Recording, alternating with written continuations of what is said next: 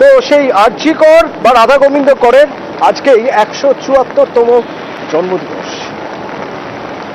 রাধা গোবিন্দ কর যার নামে এই আরজি কর হাসপাতাল, যে আরজি কর হাসপাতালে গত কয়েকদিন ধরে হুলস্থুল কাণ্ড, সেই রাধা গোবিন্দ কর অনাড়ম্বর জন্মদিন পালন হলো রাধা গোবিন্দ করে।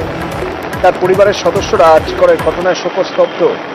জন্মদিনে আরজি করের প্রতিষ্ঠাতা চিকিৎসক শ্রী রাধা গোবিন্দ করের বাড়ি নিস্তব্ধ। এই বাড়ি হাওড়ার ভেতরে সুনসান।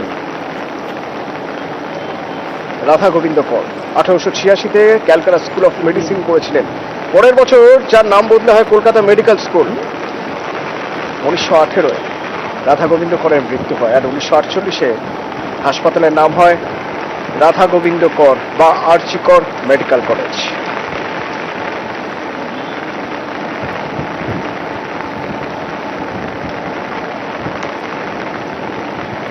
একটু বিষাদ হয়ে গেছে, মানে পালন হচ্ছে কিন্তু একটু মানে সেটা সেই আনন্দটা নেই।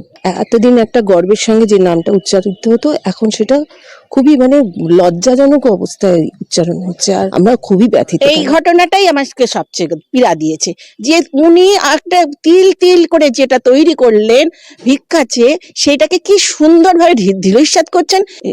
এই নটোরিয়াস ঘটনার সঙ্গে আরজি কর মানে একটা মহান মানুষের সঙ্গে জড়িয়ে গেছে, তাই জন্য আমরা ব্যথিত।